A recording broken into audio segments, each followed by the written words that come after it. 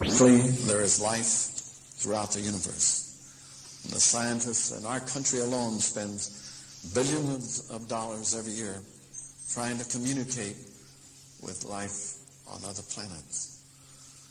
And here is a person that has not only communicated, but has been communicated to.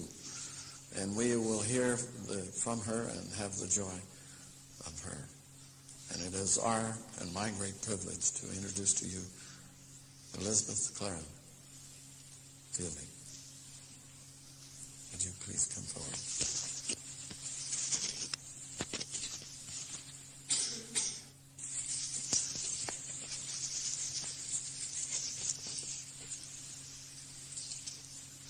Thank you, Jim.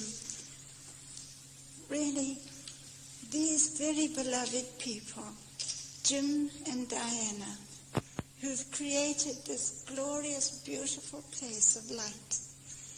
And to all of you, lovely people, thank you. It's really a great privilege to be able to come here and be with you all.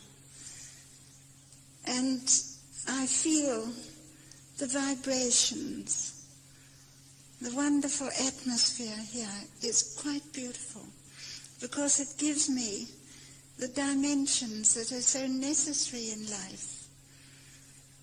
Because the dimensions are what we live in all the time. And I wish to thank Jim and Diana again for their incredible and wonderful, fantastic hospitality in inviting me here to such a lovely country and to such lovely people.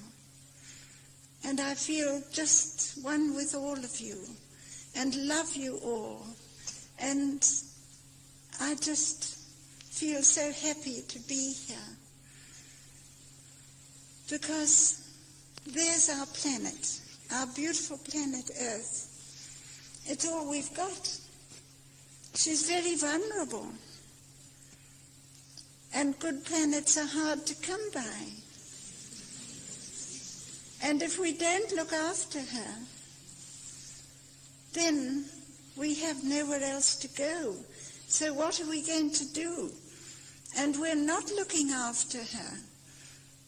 We're gradually, systematically, and in some instances, deliberately destroying her beauty. And above all, destroying the atmosphere, which is our very protection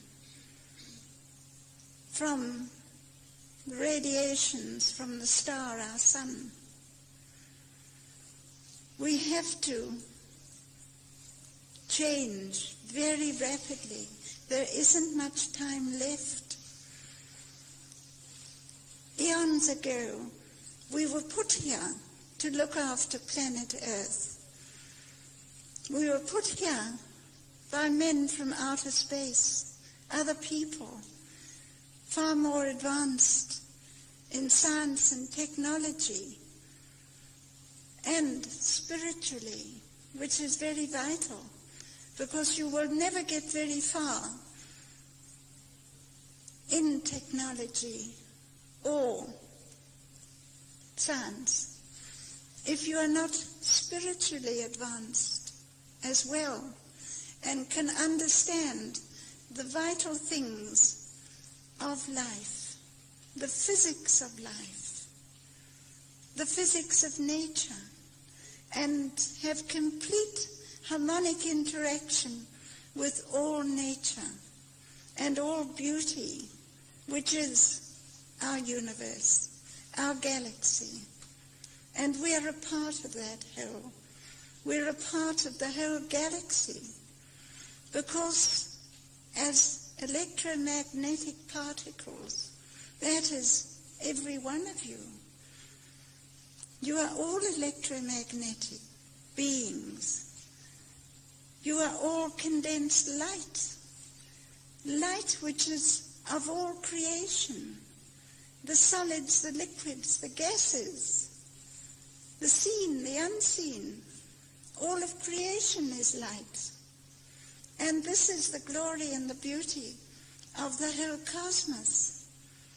And we are a part of this beautiful cosmos.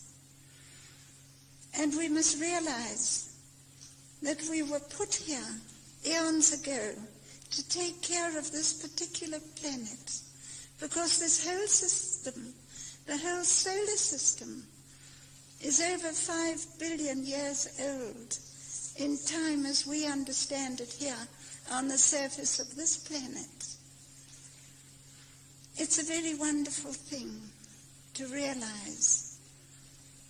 But humankind, the majority of them here on this planet, unfortunately, are a product of their environment, and they become ignorant, they become selfish, they become greedy, they want to grab everything they possibly can. They do not realize that in so doing, their mind, their whole attitude of mind changes.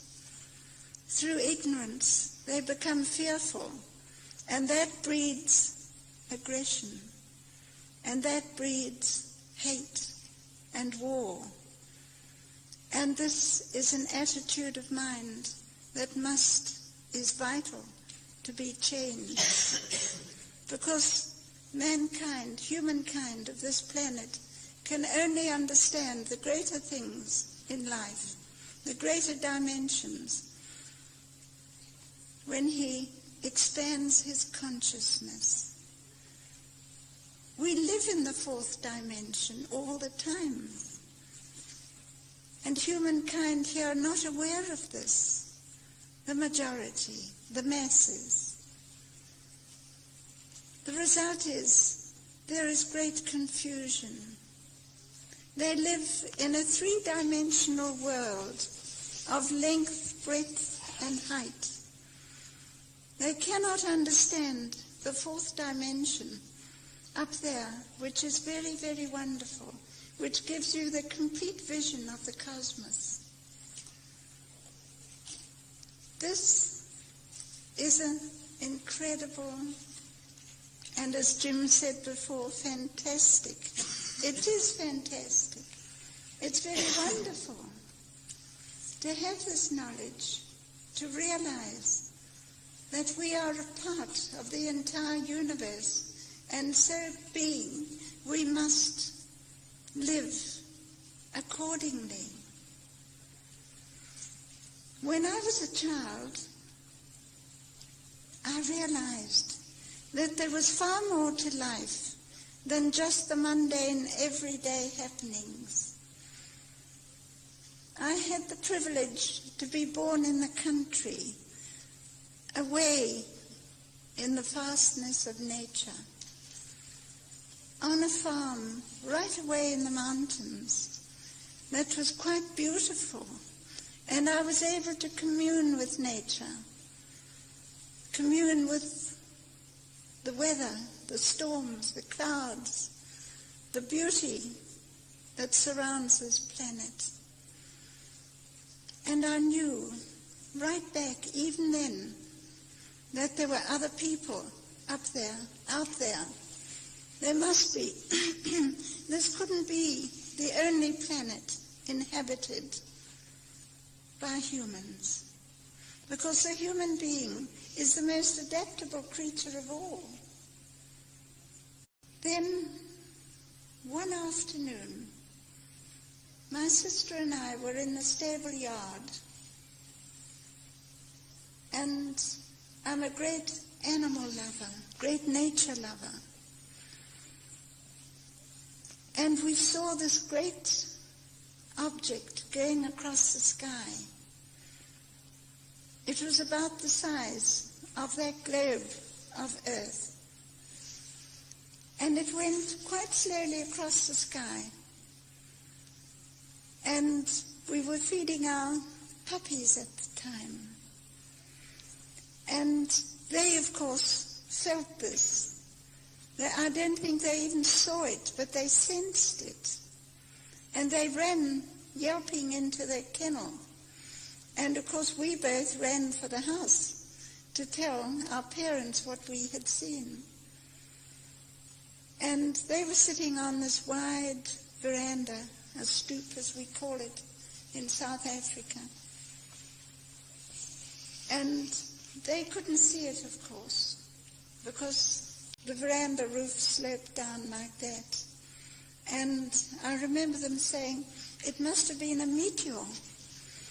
And I said, "No, that was no meteor." I knew then. Within me I knew. And this was how it all started. I became interested in the sky, in all that happened around me. I learned to fly aeroplanes, to go up there into the sky and to see, to find out what was happening, to go into the storm clouds, to find out all about nature and the natural physics of this planet. Then, to cut a long story short, because this is a very, very long story, and this evening I can only touch on the fringes of it. It's such a tremendous story. Then, later, when I was married, we were flying up from Durban to Johannesburg. Now, this is quite a long distance. It's about 400 to 500 miles. And we took a shortcut across the Drakensberg, which is the most beautiful range of mountains.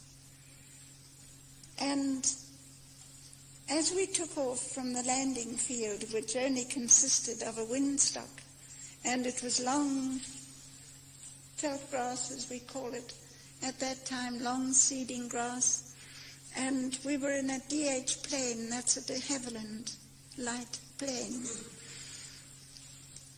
My first husband was the pilot, and I was the navigator.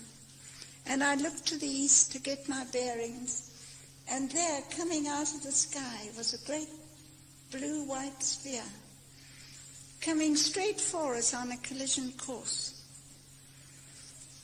And I forgot about the earphones and tapped my husband on the back of his neck, and he turned and saw this. And of course, we lost altitude. He got such a shock.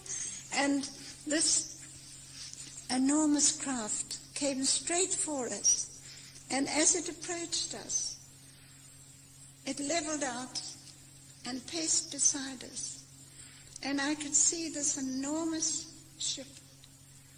She was beautiful. A great hull that was spinning, and a flattish dome, and through the portholes were lights.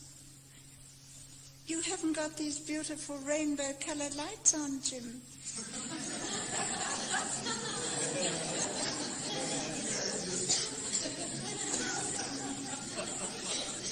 It was like this, the different colored lights of the spectrum that were coming from her and out of the portholes, and beneath was the most beautiful light of all, of deepest violet, like this carpet.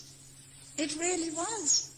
This is why I was so anxious to come here, because I knew that this was right.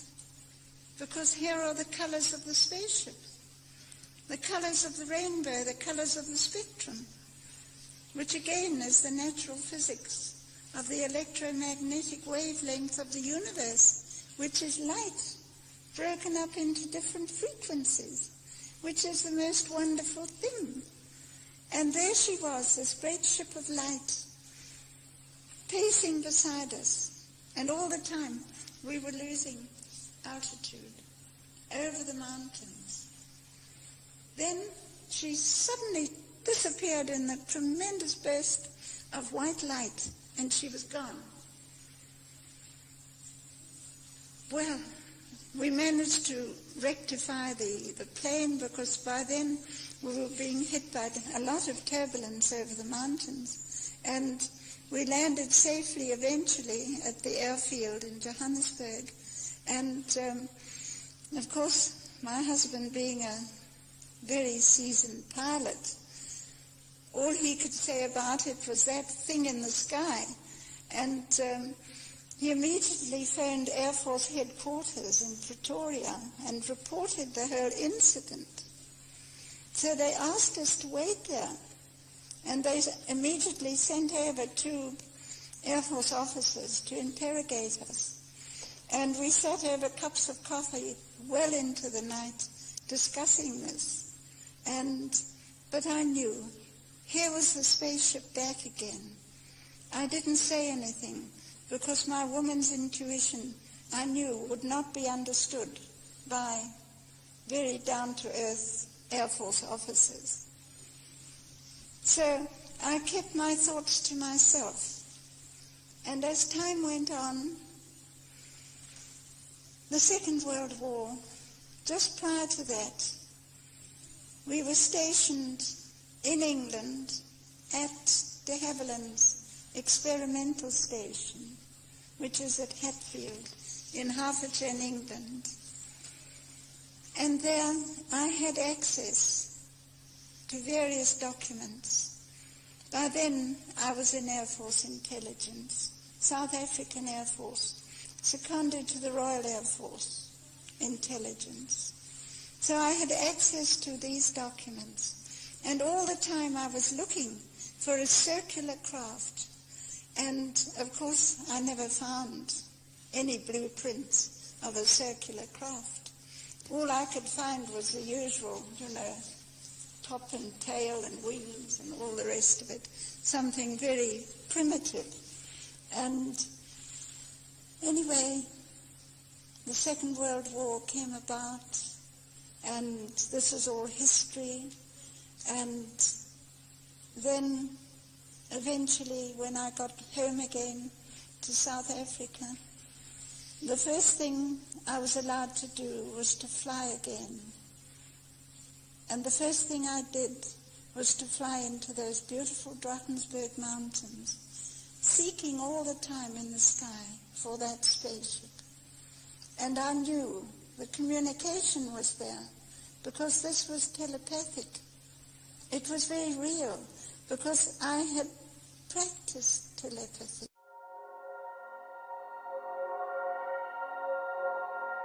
Because I had practiced telepathy.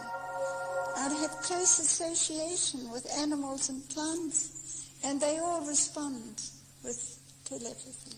It's the most wonderful thing.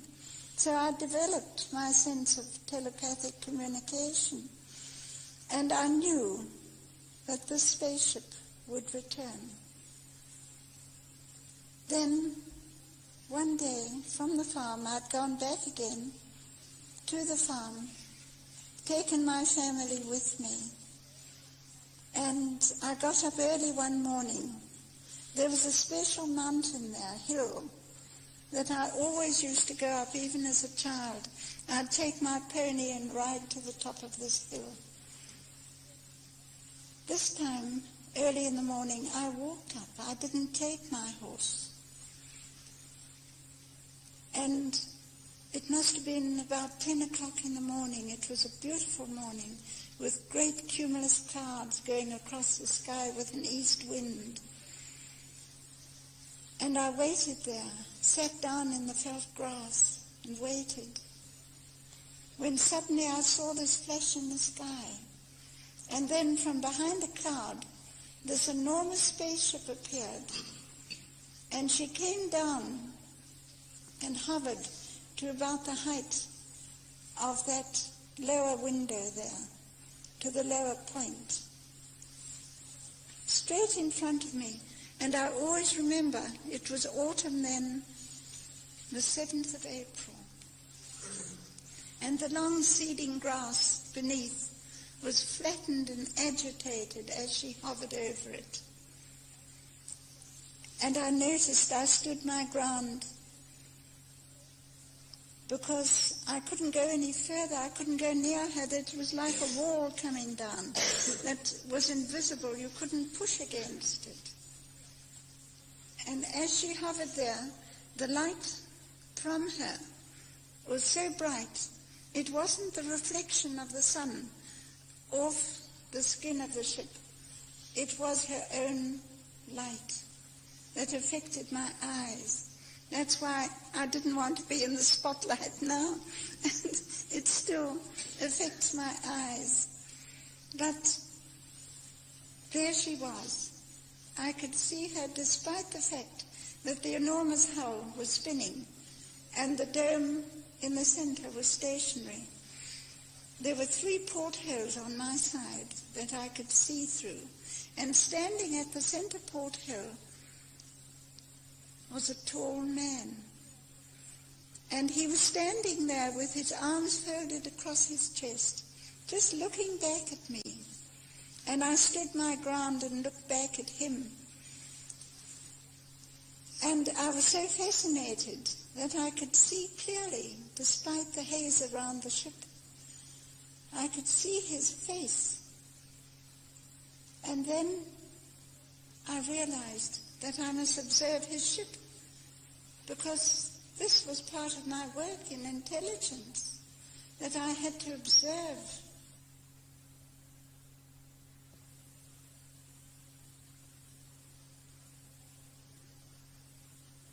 Rapidly. And sometimes it would be so rapid that, like an aircraft propeller, all you could see was a haziness. And just the dome in the center, which was quite clear. Then suddenly she started to rise. And this blast of hot air hit against my face. And then suddenly she went up and disappeared in a great burst of light, as she had done before. At the same time, I sat down suddenly in the grass. I realized that I was going up too. My head just went up and disappeared into the sky. I never saw it again. And I realized that I would also go up with the force of gravity, and anti-gravity rather. And so I sat down in the grass and thought about it for a long time. What had gone? Maybe I hadn't realized. Maybe I was a little afraid. Maybe I wasn't ready. And then it wasn't until 18 months later that I went up the same mountain. And there she was, landed in the dip in the top of this mountain. And standing beside her was the tall man. I never hesitated. I ran straight to him down that rough slope. I felt as if I had wings to my feet. I never even tripped over these great tufts of grass and stones and rocks and all sorts of things. And I held out both my hands to him. And he took them, saying, "You are not afraid this time." And I was so overcome that all I could do was to just shake my head. I couldn't say anything. And then everything happened at once. He just picked me up, stepped onto the hull of the ship, and in through the door that was open halfway between the dome and the hull. And as he walked through, I glanced back over his shoulder and saw the doors close together, and they just sealed, and there was a circular wall. You couldn't see where a door was. And sitting at the controls was another man, and I remember his flashing smile. And as he set me to the floor, which was covered with the most glorious rose-red carpeting, type of springy carpeting. And the first thing I did was to go straight to the porthole to look out, because I could feel this, there was a vibration coming through the floor. And as I approached the porthole, it just closed like that in front of me, and the whole wall was just smooth, shiny, curved wall. And then the tall man came to me, picked me up again as if I was a feather, and sat me down on the bench. There was a half-moon bench, this side and that side. And in the center, like that, was the viewing lens. A most beautiful viewing lens that came up almost to the height of the globe. And it was a golden crystal. And it was half into the floor. And encircling it was a band of gold, pure gold. And he gently said, look into the viewing lens and you will see everything. And there was just the scene of everything. I could see above, below, and to the side, in all directions, as if I wasn't in a spaceship. And I realized that the walls were changing color as we were moving, changing color like you've got here, the rainbow colors. And the circular smooth walls. And the colors were beautiful. Then there was this great dome above, and that was also changing color. And the light simply came from the walls and the dome. There were no separate electric lights at all. The whole lighting system just emanated from the walls and the dome. And there was certainly no separate lights.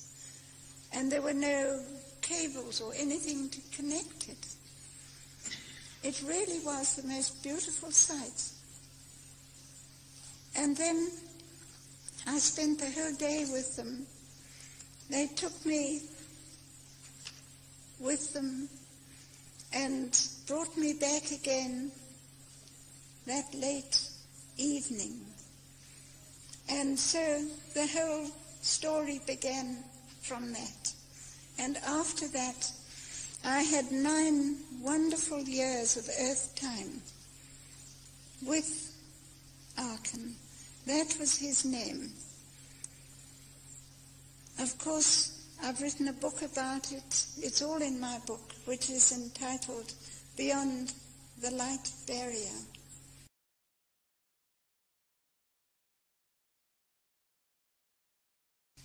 Of course, with ordinary atmospheric craft, as you know, we have the sound barrier. But with spaceships, we have the light barrier. And she is created. We never talk about construction or anything like that. She is literally created in space from pure light energy into substance. Now this is just the opposite to the atomic bomb, which is created from substance into energy. That is the destructive way of doing things. They create from pure light energy, which is the electromagnetic wavelength of the entire universe in which we live. And we live in different frequencies within this, as you know, and as you live and think. So you really are. This is true. You cannot go into that spaceship unless you know exactly what is happening. As I mentioned just now, they create her from pure light energy into substance, and this is done in space, so that she takes the natural circular shape of all celestial objects, and she is a duplication of nature. She uses the electromagnetic space, the electromagnetic wavelength of space to create her power system.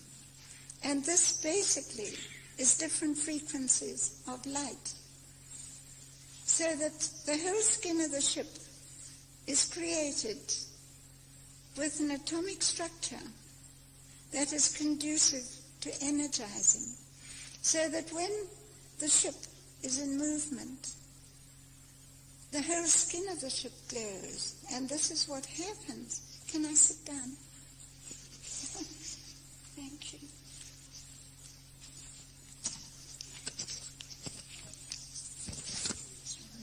So here we have a real starship of the universe that is a very beautiful ship of light.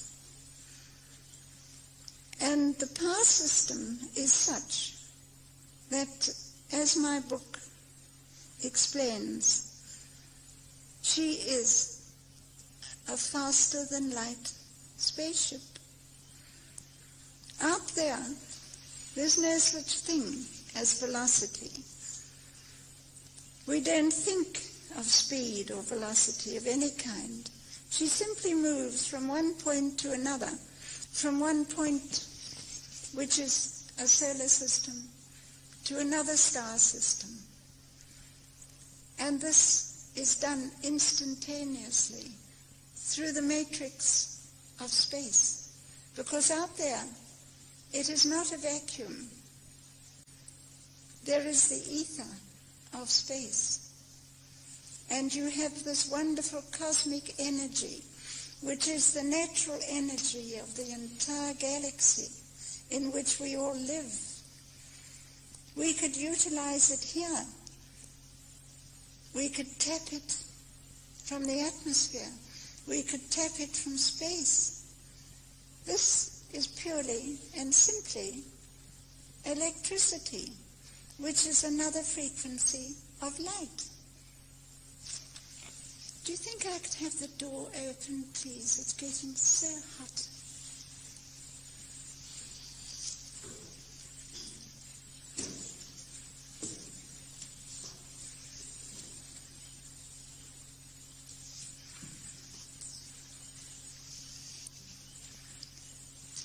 So here we have, it's not going to affect you there, I hope. You're not going to be too cold. Or could I sit over there by the door? Or is it all wrong of me to ask that? But anyway, here we have something that is very beautiful, very natural, very wonderful. But we are dealing also with electromagnetism, which is also a frequency of light.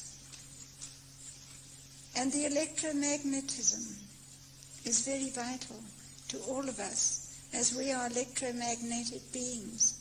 And you cannot go in that spaceship unless you know exactly what is happening. You have to know within your mind what is taking place, how she is utilizing that cosmic energy, which is light. Because you have gravity. It's electric. Electromagnetism, gravity, and resonance, which is harmonic. It's a harmonic interaction of all these frequencies of light that she uses for her power system.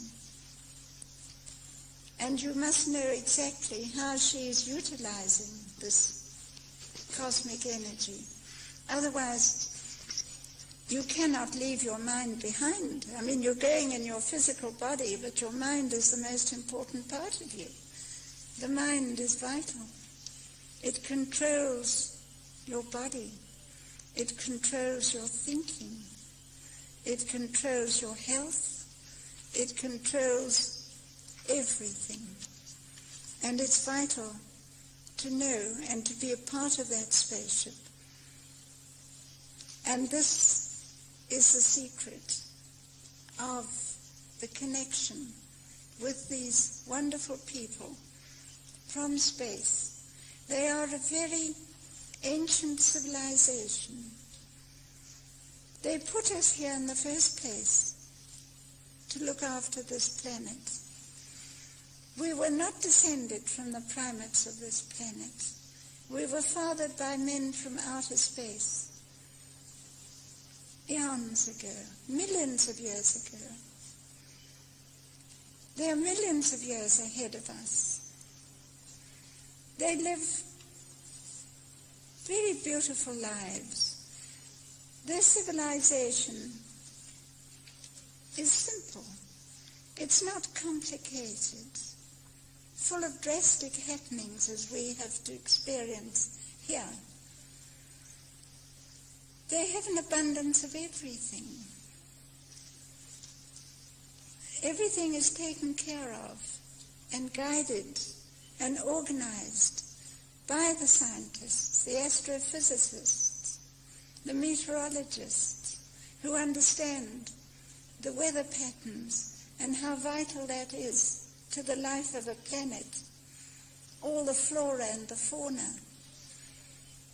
and how what happens on the surface of a planet, you must realize, affects the star of that system. You are all connected to the star of your system. What happens on the sun affects you. It can affect your heart. It can affect the rhythm of your heart. Because when you get the maximum period of sunspot cycle, you get these vast solar flares that come out from the sun, from these sunspots that are triggered off by magnetism. And it can affect the rhythm of your heart.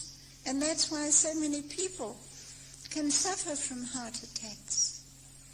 It happens so quickly, so suddenly. And scientists here don't realize this. Majority of them are a lot of guessers anyway, as far as the universe is concerned. They have no idea really what the universe is and how organized and intelligent it is. We live in an intelligent universe where nature is organized so wonderfully.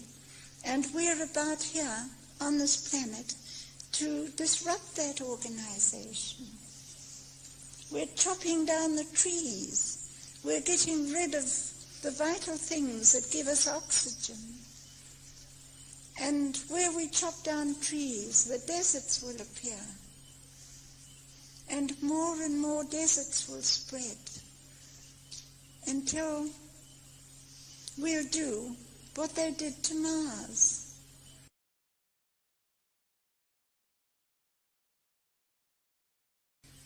Mars was also a beautiful planet with its polar caps. We can still see the riverbeds, the dry riverbeds now. It has volcanoes, therefore there is life.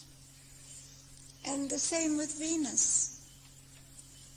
Scientists are asking today, what happened to the vast seas of Venus?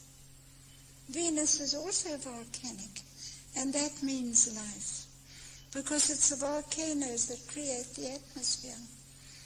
Now what we're doing here with our beautiful atmosphere, it's taken millions of years to build up to our ozone layer.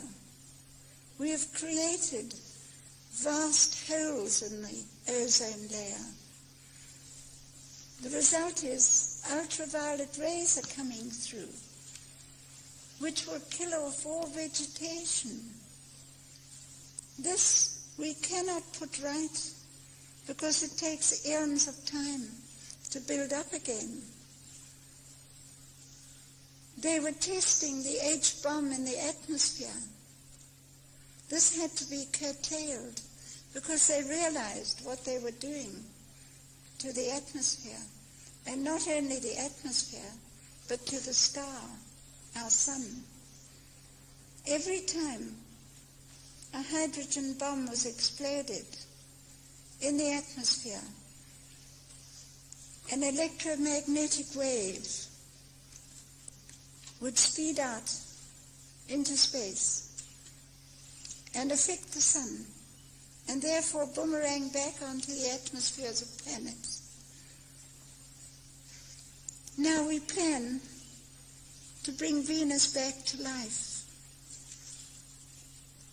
by seeding the atmosphere with algae, to bring back the storms and the rains, to cool the surface and to create the seas again,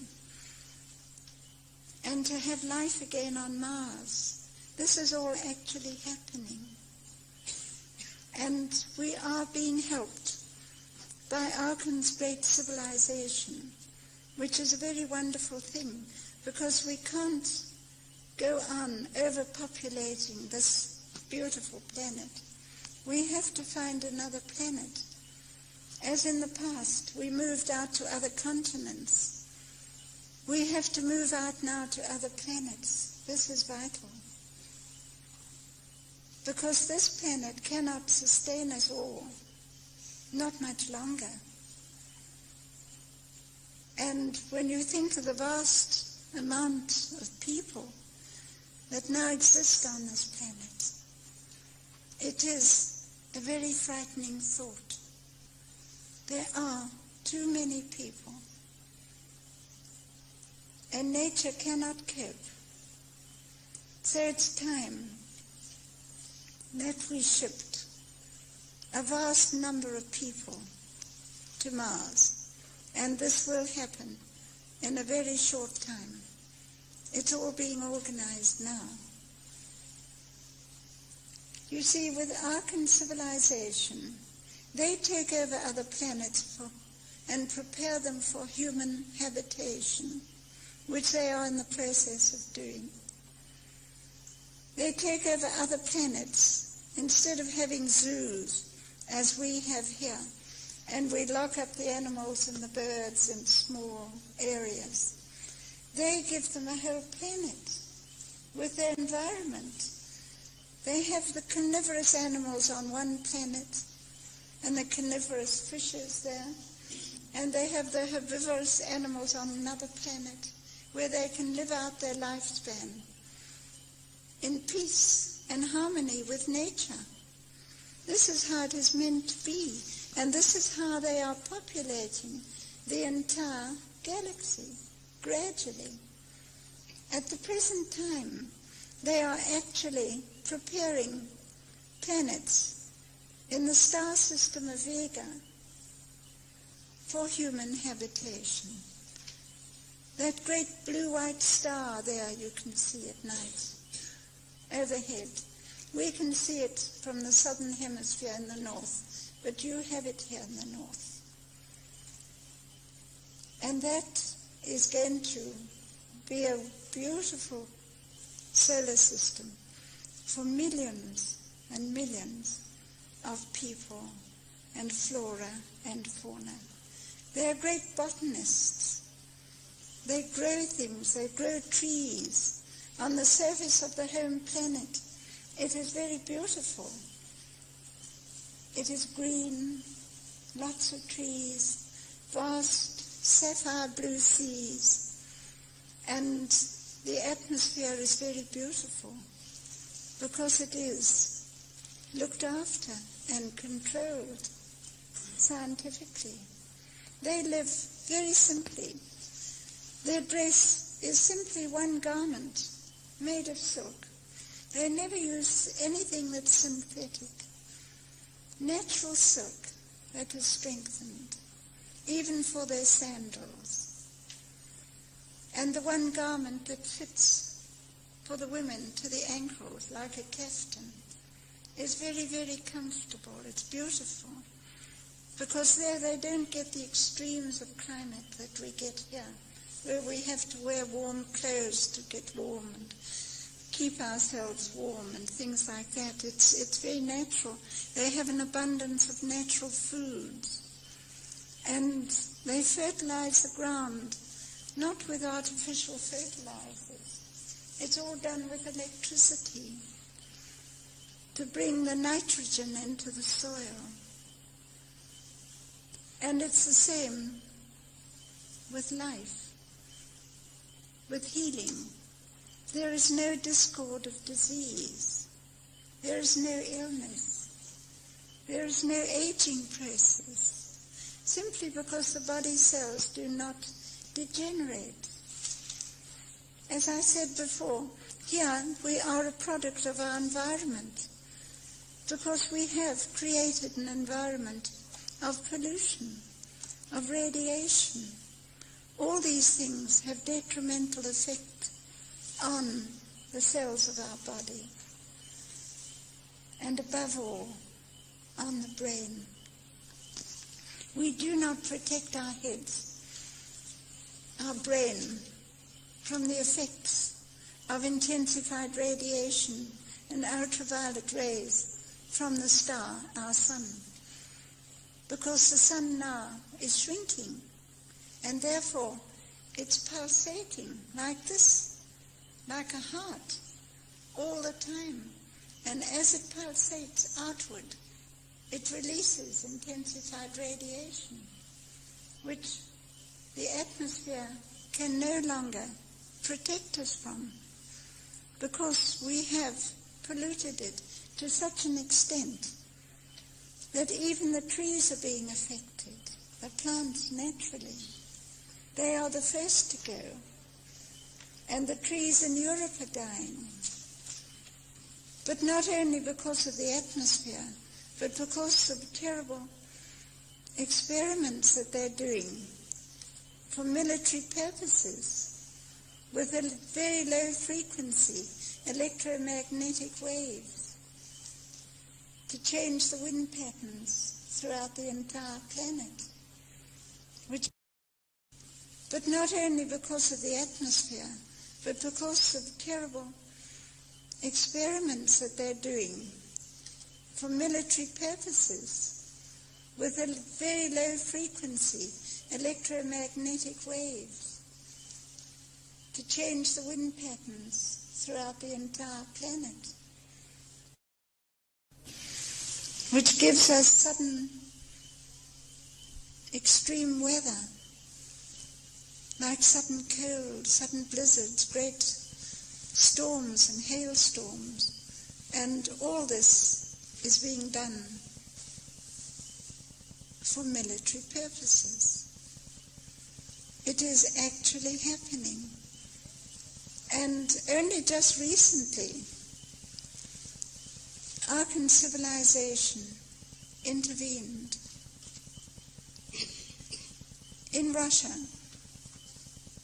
at the Baikonur Space Center, they had an enormous rocket on the gantry, ready to blast off with a military payload.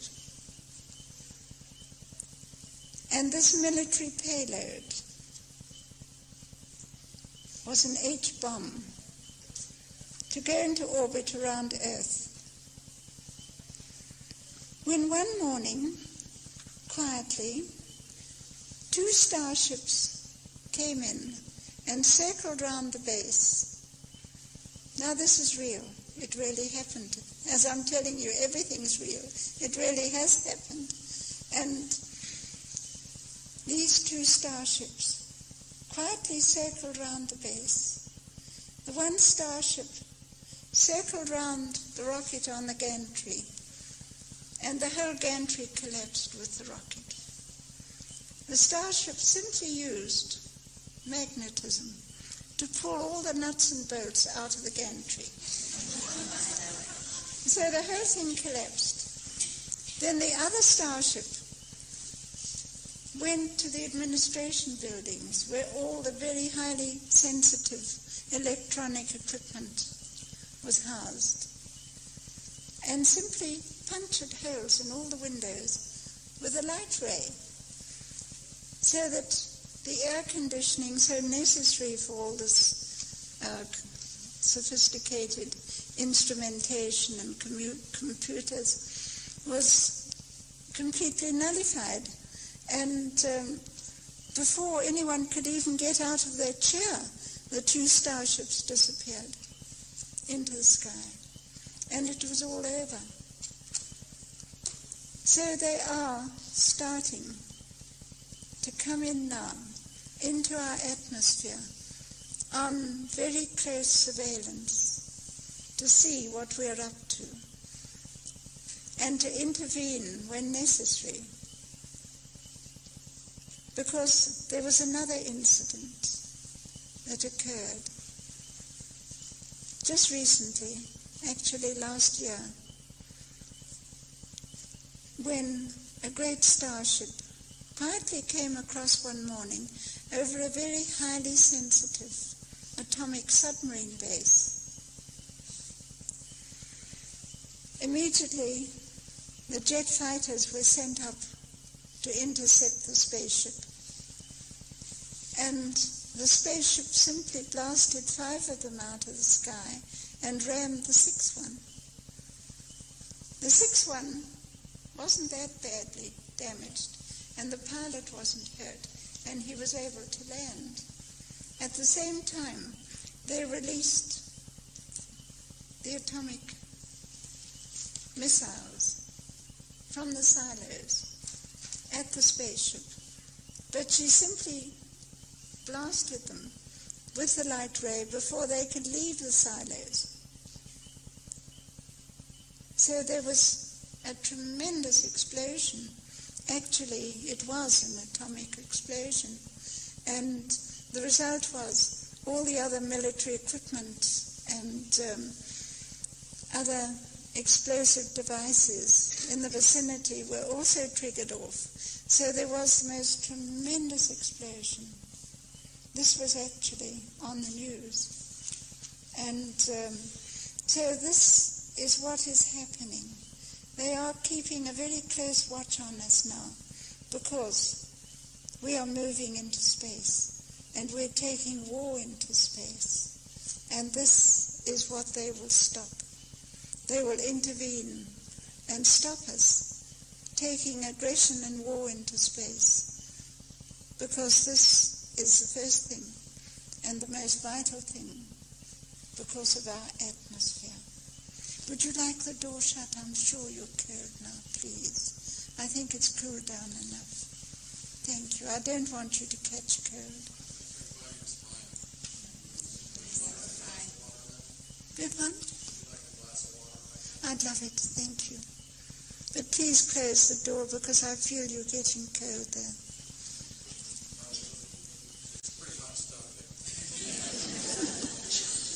Thank you.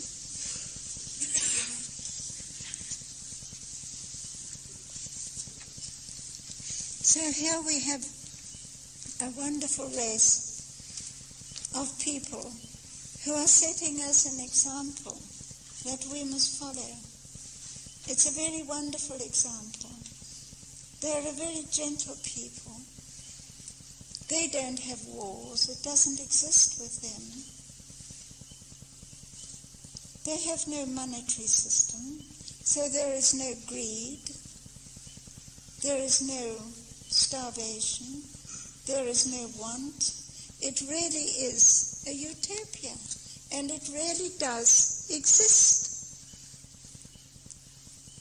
And their way of living and thinking is one of creation and construction.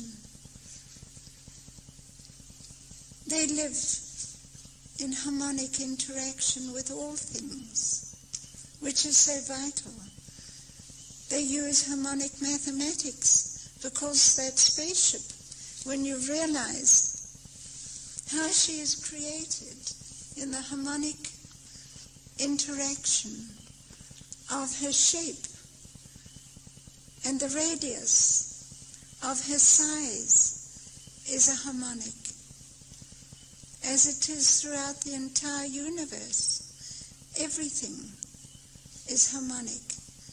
In the electromagnetic wavelength of light, you have the harmonic sounds, you have the colors, you have everything in that electromagnetic wavelength. And it's very wonderful because it can be used for constructive purposes, not for destructive purposes. It can be used for the most incredible communication that is instantaneous. And as the spaceship moves in space, there's no such thing as radio wave propagation. You simply tune in with your mind to your destination, and the spaceship goes immediately to that destination. It can be another star system, 26 light years away, as Vega is 26 light years away, or the home planet in Proxima Centauri, which is 4 light years away. Well, this is near. This is our nearest neighbor. This is no distance at all. When Arkan took me there, he sat me down on this very comfortable bench. This whole area reminds me of it. There's the viewing lens in the center, and on each side are 2 half-moon benches set low into the carpeting so that it brings your feet up and you sit very comfortably. And he told me to sit back and just relax. He put his hand on my forehead and told me to relax back and think of the spaceship, because she is a living, natural, celestial object of light. And I must know exactly what is happening. And this is what I did. And Sharon, who was with us, he was the fellow scientist.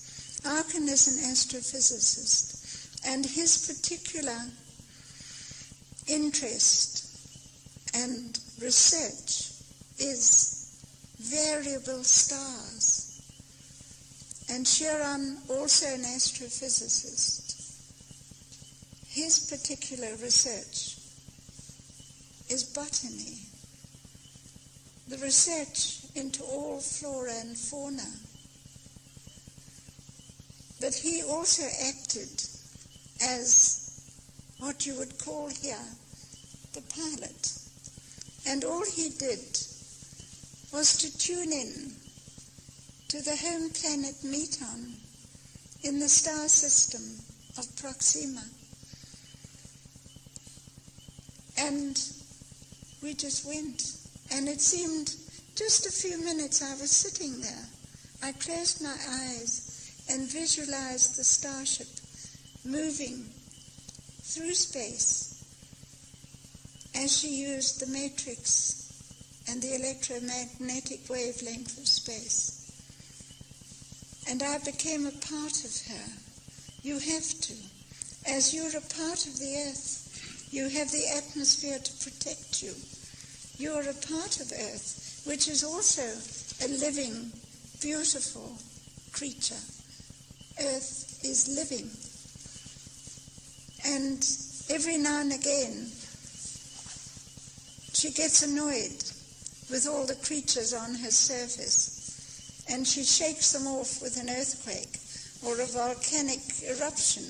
And now and again a volcano will blow its top, and that's how Earth reacts, definitely, to the masses of humanity over her surface.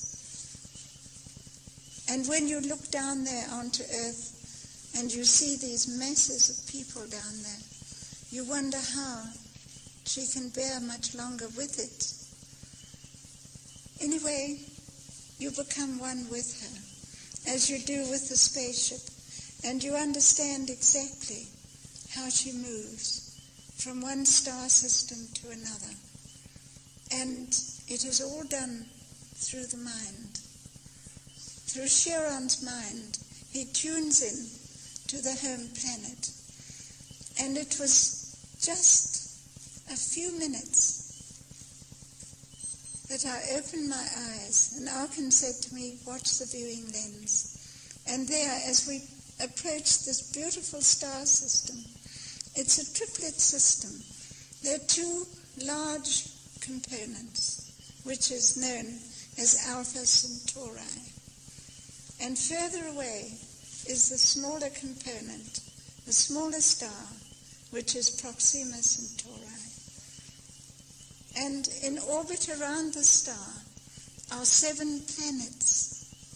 And all these 7 planets are occupied, are taken over by this great civilization.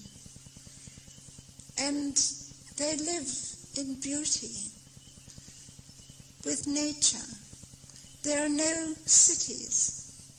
There are no roads. There are no railway lines. There's nothing like that to break up the beauty of the country. Everything is perfectly natural and beautiful. You see, they use smaller circular craft for atmospheric flight to get from one place to another. And these use the same power system, which is anti-gravity, which is a frequency of light. And they're no bigger than some of your big cars and can seat 5 people comfortably as you go from one point on the planet to another and over the vast seas, because the whole planet is covered with vast seas. There are no continents, there are islands, beautiful large islands that dot the seas. Because we originally came from the sea. The salt of the sea still runs in our veins, which is our electric circuit. We all have an electric circuit, which is our system of existence. And that is how healing is done, purely through electricity. There's no need to have surgical operations to remove cancers or any discord of disease. It is done through electricity to put that circuit into harmony again. When it gets out of harmony, you have illness and disease. And your electric circuit, which is your bloodstream, simply retains the harmonic interaction of the entire body. So you're cured. And it's something that's very beautiful and very natural. Now, a lot of medical specialists know about this. But if they gave this to the world, the doctors wouldn't have any patients. And the result is they wouldn't have a living. So again, we come back to the greed of the monetary system. This is a very sad state of affairs, but something that has been with this planet for centuries. The social system of this planet has been wrong for centuries because it is far too callous, too greedy, too thoughtless. But that will gradually change through the example set by Arkan's great civilization, who live in love and harmony, tolerance, understanding. And they wouldn't dream of interfering with us, because we have to, majority of us, have to learn through dire experience. And this really does happen. I would like to ask you, because this is such a vast subject, I could go on talking to you until midnight about it. It's so vast. I can only touch now on the fringes of it, but I'd like to know what you want to know. This is the important thing, because you are important. You're wonderful people, all of you. Otherwise you wouldn't be here tonight in this wonderful, beautiful light center. Because you are beings of light, all of you. And God is light, and light is God. And this is the truth of the universe. And you're a part of it. Please tell me what you would like to know. 35 years. In fact, ever since I was a child, I can say, give it more definite emphasis. Ever since I was a child, I knew. Because this, I feel, is certainly not my home planet.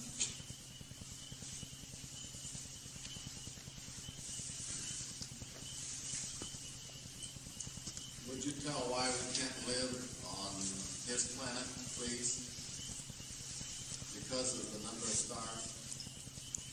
You see, there's a higher vibratory rate.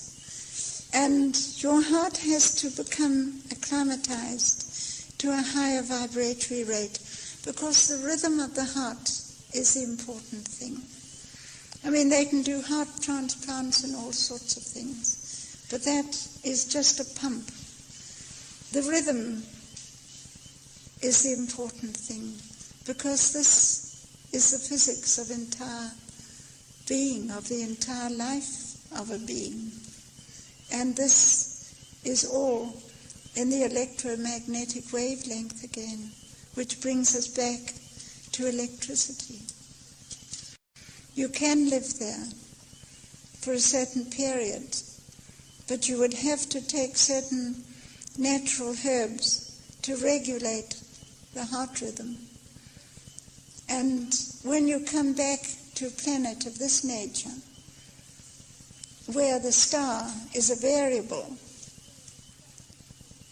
that is how Arkan first came into the system, was because he was studying the variable nature of the sun. And the rhythm is very erratic, and the result is you have to take medication all the time that is a natural herbal medication to rectify the rhythm of the heart, to withstand the lower vibratory rate of this environment. Because there you have the light from 3 stars. There's never any night. There's always light. Because when the 2 larger components set with the rotation of the planet, the smaller star rises. So there is always light there. It is a system of light. Yes, dear. Are we familiar with this herb, and would it be constant for everybody? Do we know this herb that you're speaking of? Have you found, sorry? The herb that you're mentioning, is it familiar to Earth people? The home planet, Yes. Meton. The herb. You're saying one would have to take an herbal medication. Oh, herbal, yes. Yes. It is a natural herb that we can grow here too. In fact, yes. Which one is it? It grows in the mountains. It won't grow in the lowlands at all. Is there a name to it? Or? It is a silver herb. And actually, just to go on a little bit more on that, on the top of Flying Saucer Hill in Natal in South Africa, where the spaceship first landed, in the dip there is a great circular patch where she landed. And the grass is greener in that circular patch. And these herbs are actually growing there. It's a silver herb, and it's very beautiful. And it's the same up on the heights of Cathkin, where she also landed. And they photographed it, and they photographed it from the air. Particularly from the air, you can see the circular patch, because you can see so much more from air photography than you can on the ground. Thank you. Yes? When you were gone for a period of time, was that time equal corresponded with time here? No, time varies. It varies wherever you are. We have time here simply because we mark it off on the clock, intervals of time, and we simply become slaves to it. It's not necessarily the fact that we have to become slaves to time. But I'm afraid this has a very detrimental effect on the health of most people. It creates stress. There is no time really. Out there in space, it's timeless. That's the fifth dimension. During the time that you were gone and gave birth to your son, how much time elapsed here? 9 years here and 4 months there, yes. Very good. I enjoyed your book very, very much. Thank you. I had 9 wonderful years with Arkan, as I mentioned before. Sorry. Was it you? I'm ready for a new beginning, and I'd like to know the preparation that is necessary to possibly travel to Mars or Venus when those planets are ready. Well, you see, as I think I've mentioned, you won't get very far with a rocket. And you'll have lots of trouble with rockets. But I think they've been very brave and they're trying very hard. But there's only one way, and that is with the true starship. And this is what they want. Earth scientists, this is what they're after, is the power system of the starship. That's why the whole subject has been stamped top secret, because it's a military subject. Now, are these starships that we're creating, or are these starships from other? Well, you see, there's a lot of confusion. You must realize in this whole subject that there are flying saucers that are Earth-constructed, what we call the nuts and bolts one. Now, the real starship is all in one piece. The whole surface is smooth and all in one piece. And there are no nuts and bolts. Because remember, she is created in space from pure light energy into substance. And the whole skin of the ship is created as a natural, circular, celestial object. Then they bring her to the surface of the planet and complete the interior, which is absolutely beautiful. They love beauty, they live in beauty. It's very necessary.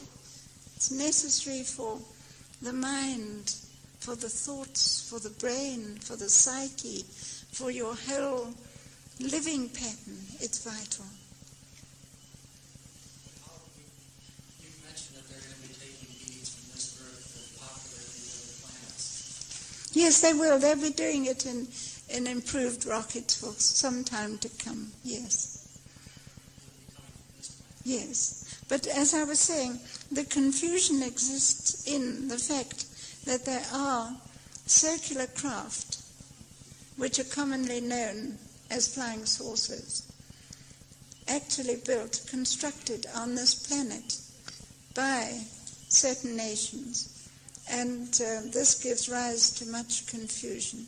And we, as meteorologists, can tell the difference because it has a different effect in the atmosphere. Now, at the end of towards the end of World War II, the German scientists were, of course, then working towards spaceflight. And they created the rockets. And I know Professor Hermann Oberth personally. He is the father of the rockets. And he's now 93 years old and a very wonderful scientist. And at that time, they were building certain craft, helicopter type of craft, that was top secret. We classified them as V7s. And they were constructing these craft in the the forested eastern areas of Germany, and in underground hangars and in the sides of mountains. And as they perfected these craft, they flew them out to a secret base, because by then, towards 1944-45, they knew which way the war was going. And Anyway, this is history, and it's all in my new book, which is entitled The Gravity File. And they had these craft, and the Russians, of course, knew about them.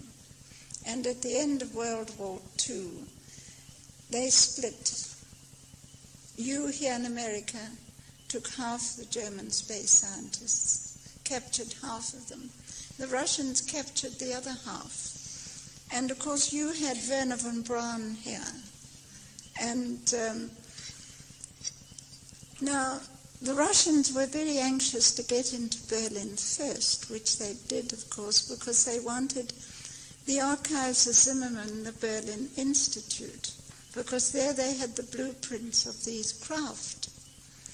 And of course, as soon as this happened, the bases where the craft were being constructed were completely destroyed by the Germans, all the underground bases. But the Russians knew what was going on, and they went straight there, and they actually took the foundations of these laboratories back to Russia to test and to examine them to see what type of research had been going on there. And of course, now today, we have certain modified, what we classify as V7s. As I described in my book, the one Russian scientist landed in the Drakensberg in one of these craft. They're very mobile, and they're still atmospheric craft. Now, the Russians have had a space laboratory up there in orbit for many, many years. Then they had Salyut 7.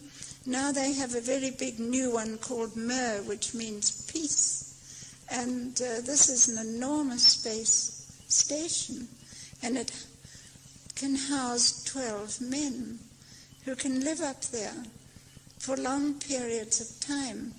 And they're continually ferrying men and material up there all the time.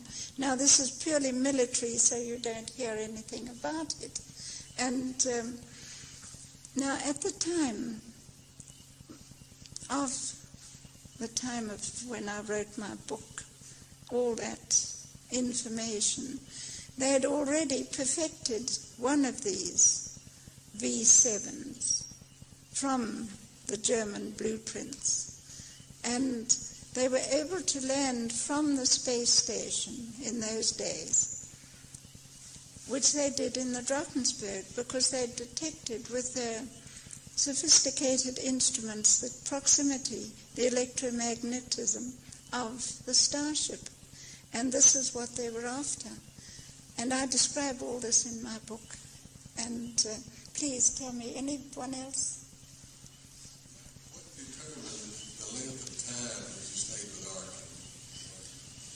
Why was it 9 years? Why not 20? How do you mean bad news? What did you say? What determined the length of time that you stayed in the Ark? Why was it 9 years? Why not forever? Well, the reason is because I have work to do. You see, today what is happening, there's a vast educational system that is going on throughout the entire planet, Earth. And not only in books and magazines and children's comics and films, we also lecture everywhere. We tell people, we talk about it. Now, I was told years ago that I mustn't talk about it and I mustn't write about it. But I have done so. And now, after 35 years, I can bring out so much more in a new book. Because after 35 years, I am no longer bound by the Official Secrets Act.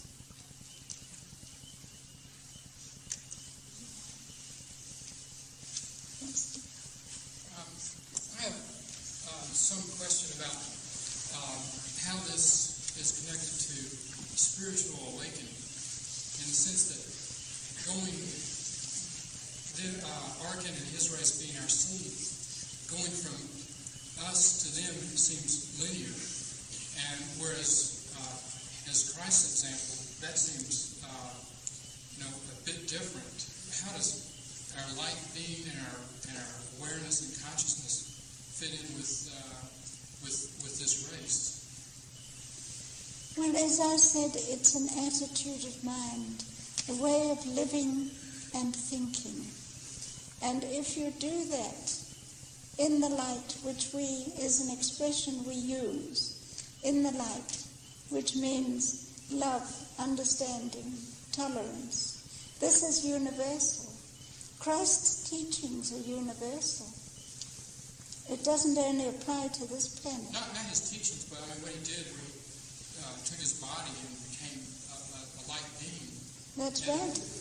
He simply moved. It was a metamorphosis. He simply moved into another dimension. You must realize that there is no such thing as death. Everything is changed. Nothing stands still. And everything moves throughout the entire universe. Everything is changed. Nothing ever stands still. And you are condensed energy. And when your physical body decays away, because that's literally what it does, your energy, your soul, your spirit, whatever you wish to call it, is still very much there, because this is energy, this is light, and that never dies. And the result is, it's all done through the electromagnetic wavelength of the universe. As you live and think, so you get on that magnetic wave that takes you to a higher dimension, to a more advanced planet, where you can be reincarnated. And it's like a cycle of life. This is nature. It's natural. It is a cycle of life that brings you back from the energy to the substance. And this goes on all the time. Everything is continuous change. And it's very wonderful. This, you would say, is fantastic, but it really happened. There is no such thing as death. It's purely a metamorphosis from one state to another.